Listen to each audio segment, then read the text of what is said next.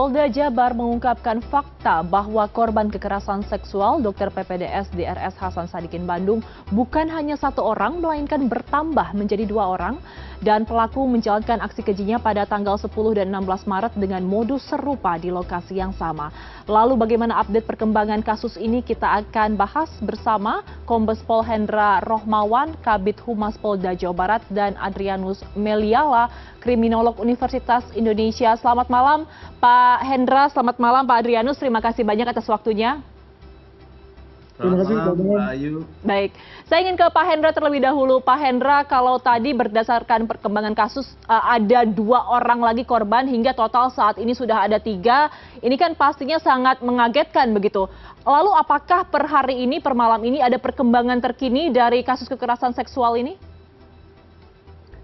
Baik, terima kasih Ayu. Jadi intinya kami tadi di samping kemarin kita udah sampaikan kepada media untuk kita lakukan pemeriksaan hasil laporan dari Rumah Sakit Hasan Sadikin. Kemudian pagi kita sudah tentukan gelar perkara dan memang dari kedua korban ini memenuhi unsur yang dilakukan oleh terpidana ya Pak Saudara PAP. Nah, dengan modus yang sama di lokasi yang sama, tetapi memang alasannya untuk anestesi. Nah, di sini di samping alasan anestesi tadi dan dibawa ke ruang yang sama, di sini aksinya itu ada semacam analisis yang sama. Itu ketika dia dalam keadaan korban itu pingsan, dia melakukan aksinya. Oke. Di ketiga korban ini semuanya dilakukan pelecehan seksual pada saat posisi yang sama. Ini menjadi catatan buat kita, dan ini kita tidak memasukkan dalam pasal baru, tapi pasal yang ada penekanan berulang. Nanti penekanan di pasal Jo 64, nanti ada diskusi kita lagi dengan jaksa, dan ini menjadi penekanan buat kita kepada tersangka untuk menjerat lebih kuat lagi. Mungkin demikian Mbak Ayu. Oke Pak Hendra, 2 korban yang baru ini apakah melaporkan diri ke kepolisian atau berdasarkan pengembangan kasus? Jadi ini pengembangan kasus ya pada saat kita memang buka hotline ya di PPA kita dan juga rumah sakit, dan kita selalu koordinasi, dan ada 2 perkembangannya itu di rumah sakit Hasan Sadikin, dan akhirnya kita respon ke sana dan kita lakukan pemeriksaan kemarin itu, dan hasilnya memang pelaku yang sama, kemudian modus yang sama, melakukan aksinya, sehingga nanti kita tidak membuat LP baru Mbak Ayu, tapi kita masukkan dalam LP yang sama, tetapi penekanan kita adalah pasal tadi itu. Pasal kita adalah pasal tambahan, yaitu di Jo pasal 64 KUHP yang baru. Demikian Mbak Ayu. Baik, saya ingin ke Pak Adrianus. Pak Adrianus, bagaimana Anda bisa melihat ini dari sudut pandang kriminologi? Karena ini kan aksinya sangat tidak manusiawi ya. Kok bisa ini dilakukan berkali-kali?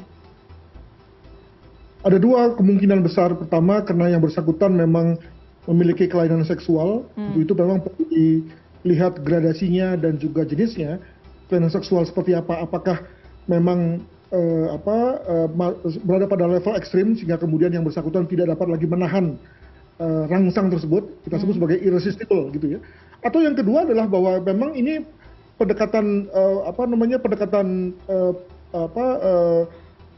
free choice saja, yakni ada kesempatan, saya melihat kesempatan itu, saya punya peluang dan saya lakukan gitu ya. Nah, apalagi ketika ternyata yang pertama berhasil, maka kemudian saya mengulanginya. Jadi dengan kata lain pendekatannya pendekatan belajar saja begitu ya. Nah, tentu kalau saya mendengar dalam satu media bahwa akan ada pemeriksaan psikologi, saya kira ini penting nih Pak Hendra, agar kemudian kita bisa tahu apakah yang bersangkutan memang memiliki gangguan, atau ya tadi orang-orang yang sebetulnya biasa yang dengan pendekatan rational choice-nya atau pendekatan rasionalnya memang memilih untuk melakukan suatu kegiatan seperti ini ya, betapapun itu berisiko, tapi toh diambil karena memang melihat bahwa kemungkinan atau celah di mana dia tidak ketahuan itu besar. Demikian. Ada faktor relasi kuasa tidak sih Pak dari kasus ini? Karena kan ini pelakunya sebagai dokter begitu ya, sementara korbannya sebagai pasien untuk 2 korban baru ini. Apakah ada relasi kuasa yang kuat dalam kasus ini menurut Anda? Jelas sekali. Itu yang membuat lalu korban tidak kritis, mau saja atau bahkan seperti kerbau dicucuk hidungnya, ya mengikuti perintah dokter. Apalagi ketika yang bersangkutan itu berada di lingkungan rumah sakit, lalu kemudian mengenal semua lika-liku gedung tersebut pada malam hari, maka siapa yang percaya atau siapa yang tidak yakin? Memang di kelas menengah di kota sudah cukup banyak ya praktek dokter yang kita bisa sebagai orang awam bisa mengkritisinya. Yeah. Misalnya kalau panas badan masih 38 kok sudah dikasih apa gitu ya, kita bisa ngomong. Tapi untuk hal yang terkait dengan anestesi, berapa orang di dalam konteks dunia awam yang tahu bahwa itu salah, tahu bahwa itu tidak benar. Karena tadi dunia anestesi kan dunia yang cukup asing diketahui oleh orang awam. Demikian. Oke, baik. Saya ingin kembali ke Pak Hendra. Pak Hendra, saya ingin konfirmasi ketika berita ini pertama kali tersebar, sempat disebutkan bahwa pelakunya ini ada 2 orang. Nah, ini apakah betul, Pak? Baik, jadi setelah kami telusuri, memang ada beberapa isu ya, yang ada 2 isu awal bahwa yang pertama bahwa kasus ini tidak ditahan si tersangka ini, itu sudah kita bantah dan itu informasi tidak benar, karena sesungguhnya pada tanggal 18 Maret itu yang bersangkutan korban FH itu melapor, tanggal 23 sudah kita lakukan pemeriksaan, dan tanggal 24 sudah kita tetapkan sudah tersangka. Kemudian ada lagi isu yang mengatakan bahwa ini ada win-win solution yang dilakukan oleh si tersangka dan korban, dan itu kita bantah bahwa saat ini korban sudah melanjutkan pemeriksaan dan juga tersangka sudah kita tahan, dan kita bantah dengan rilis pada saat tanggal 9 kemarin. Dan saat ini ada beberapa di media sosial yang berkembang, ada CCTV yang rekamannya itu katanya ada 2, tapi dari sampai saat ini bahwa video itu tadi itu tidak terkait dengan kejahatan yang dilakukan oleh VAP, dan saya sampaikan kepada publik bahwa di media ini bahwa tersangka ini sementara ini masih tunggal saja. Demikian, Mbak Ayu. Oke, Pak Hendra, tapi kan 2 kasus korban baru ini rentang waktunya tidak terlalu lama, hanya dari tanggal 10 sampai tanggal 16 Maret begitu. Ini bisa jadi kasusnya berkembang, ternyata masih banyak korban-korban lain sebelumnya. Polisi bagaimana usahanya untuk bisa menemukan korban-korban lain? Tadi Anda mengatakan sempat membuka hotline, tapi apakah ada usaha aktif jemput bola di sini? Jadi kami dari unit PPA pernah menyampaikan kepada kami ya bahwa ada yang menghubungi hotline kami ya, bahwa ada pasien ya, jadi posisinya bukan keluarga pasien, tapi pasien sendiri. Nah, tapi dia mengatakan bahwa dia menceritakan pada saat itu si dokter PAP ini menghubungi si pasien ini, sama dia mau berobat kalau tidak salah anestesi apa gitu, tapi kalau tidak salah gigi juga gitu. Nah di sini dia menghubunginya itu berjanjian dengan pada malam hari ya, malam hari kurang lebih sekitar 11-12 itu. Nah, yang bersangkutan ini hanya diskusi dengan keluarganya, tapi kok jamnya tidak nyaman lah untuk dilakukan pemeriksaan itu, sehingga diskusi hanya ditolak secara halus itu. Tapi si dokter ini miss call dan WA tidak dibalas gitu. Nah ini setelah ada kejadian ini, yang bersangkutan hanya menuliskan dalam akun tadi itu merasa bersyukur bahwa tidak menjadi korban dari pelaku PAP itu. Demikian, Mbak. Oke, baik. Saya ingin kembali ke Pak Adrianus. Pak Adrianus, dengan kasus ini pastinya kan kita merasa makin tidak aman, terutama untuk perempuan ya. Nah, apakah Anda melihat ini adalah sebuah kesalahan atau sebuah isu yang sistemik di institusi kesehatan, atau sebenarnya ini adalah masalah individu saja? Saya kira kalau melihat dari kerasnya ya teman-teman dokter itu membina sejawat mereka, demikian juga berbagai seleksi yang dikenakan pada semua siswa PPDS, maka rasanya ini oknum ini ya. Dengan kata lain saya kira kegelisahan mereka itu amat patut ya, karena tadi mereka sendiri tidak mengharapkan hal ini terjadi. Saya yakin bahwa mereka tentu tidak mengharapkan ini kemudian lalu mempengaruhi kepercayaan publik pada dunia dokter pada umumnya dan anestesiolog pada khususnya. Nah, namun demikian sebagaimana layaknya profesional, memang kita harapkan ini juga tidak lalu menjurus pada diperlukannya pengawasan yang bersifat fisik teknis kepada dokter, karena tadi dokter adalah profesional yang basisnya kepercayaan gitu ya.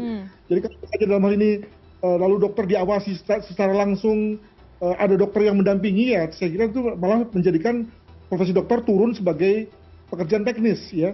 Saya kira moga-moga ke depan ada beberapa langkah yang dilakukan juga oleh kalangan dokter dan juga khususnya anestesiolog untuk meyakinkan publik bahwa mereka tidak begitu dan ke depan publik tidak perlu khawatir terhadap jasa mereka. Demikian. Untuk mengembalikan kepercayaan masyarakat. Oke, terakhir mungkin saya ke Pak Hendra kembali. Pak Hendra, ini kan melibatkan beberapa institusi ya, mulai dari RSHS, kemudian dari Unpad begitu. Nah, dari pihak kepolisian, apakah ada langkah-langkah koordinasi atau mungkin kira-kira langkah preventif yang bisa diambil ke depannya agar peristiwa serupa ini tidak terjadi lagi?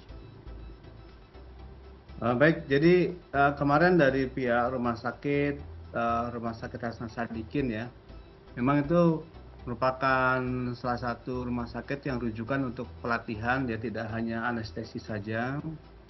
Nah, kemudian dari pihak Universitas Unpad juga banyak sekali untuk mahasiswanya yang magang di sana, dan jumlahnya juga cukup banyak ya, bahkan mencapai ribuan dalam 1 tahun itu. Nah, di sini diharapkan dari mereka kepada kita untuk ada suatu MOU dalam arti pengawasan ya, pengawasan yang melibatkan polisi secara langsung. Nah, mungkin pengawasannya seperti apa nanti akan kita masukkan dalam MOU itu. Nah, ini kita juga akan respon baik ya, setidaknya mengurangi atau mencegah daripada kejadian ini untuk berulang ya. Kemudian juga kami dari Mabes dari sejak kemarin dari Bisdokes kita ini sangat intensif untuk mengawasi ini, karena pimpinan kita di Bisdokes merupakan salah satu unsur pimpinan yang untuk anestesi ini, dan telah menurunkan timnya pada saat tadi melakukan pemeriksaan TP-TKP tadi itu Rumah Sakit Hasan Sadikin, yaitu dari Puslapor Mabes Polri, tim Pusdokes Mabes Polri, dan tim Pusinas Mabes Polri sudah diturunkan, dan ini nanti akan secara intensif akan merumuskan untuk bagaimana cara agar mencegah dari perbuatan dari dokter-dokter yang magang yang menangani pasien ini. Itu dia pengawasan SOP harus kita perketat. Mungkin demikian Mbak Ayu. Siap. Jadi evaluasi besar-besaran harus dilakukan. Kita sama-sama berharap tidak ada kasus serupa ke depannya dan korban tidak bertambah banyak dalam perkembangan kasus ini ya Pak. Terima kasih telah bergabung bersama kami malam hari ini Kombes Pol Hendra Rohmawan, Kabid Humas Polda Jawa Barat, dan Pak Adrianus Meliala, Kriminolog Universitas Indonesia. Selamat malam Bapak-Bapak, sehat selalu. Terima kasih. Sampai jumpa Pak Hendra.